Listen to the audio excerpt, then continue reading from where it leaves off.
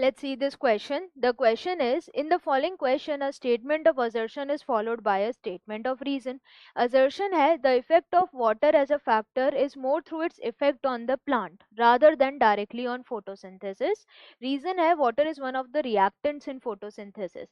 तो mainly यहाँ पर जो concept use होगा, that is water as a factor affecting process of photosynthesis. So water as a factor affecting photosynthesis. सबसे पहला क्या है, वाटर जो है उसका इफेक्ट अगर हम देखें तो उसका डायरेक्ट फोटोसिंथेसिस की पर्टिकुलर रिएक्शन या प्रोसेस पर नहीं है, पहले प्लांट पर है, यानी वो इनडायरेक्टली प्रोसेस को अफेक्ट कर रहा है। कैसे, अगर हम इस प्रोसेस को समझे, जैसे कि अगर वाटर स्ट्रेस हुआ, वाटर की कमी हुई प्लांट के अंदर, तो वाटर स्ट्रेस में सबसे पहले तो क्या होगा, स्टोमेटा क्लोज होगा, क्योंकि स्टोमेटा से ट्रांसपिरेशन के थ्रू वाटर लॉस होता है। तो वाटर स्ट्रेस होते ही स्टोमेटा क्या हुआ, क्लोज। अब स्टोमेटा क्लोज हो गया तो गैशियस एक्सचेंज नहीं हो पाएगा।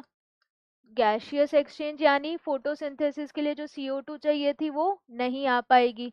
तो गैशियस एक्सचेंज नहीं हुआ, नो CO2, नो CO2 मतलब नो फोटोसिंथेसिस।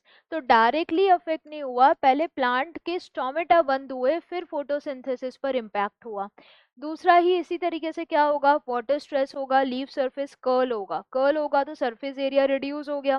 पहले एक्सपोज था, प्रॉपर सनलाइट आ रही थी, बढ़िया फोटोसिंथेसिस हो रहा था, लेकिन जैसे वाटर स्ट्रेस हुआ तो लीफ कर्ल होने की वजह से सरफेस एरिया रिड्यूस, तो सनलाइट प्रॉपर नहीं आई, तो फोटोसिंथेसिस अफेक्टेड। तो वो डायरेक्टली अफेक्ट नहीं करता, it is more through its effect on the plant. ये बिल्कुल सही है।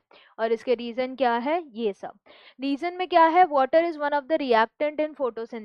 ये बिल्कुल सही है कि वाटर एक रिएक्टेंट की तरह काम करता है फोटोसिंथेसिस में रिएक्शन करवाने के लिए, पर डायरेक्टली इसका इफेक्ट फोटोसिंथेसिस पर नहीं आ रहा, पहले प्लांट पर आ रहा है। तो असर्शन और रीजन दोनों सही है, पर रीजन एक्सप्लेन नहीं कर पा रहा क्यों इनडायरेक्ट इम्पैक्ट है, तो इस वजह से assertion and reason are true, but reason is not correct explanation of assertion. तो करेक्ट आंसर क्या हो जाएगा, ऑप्शन बी।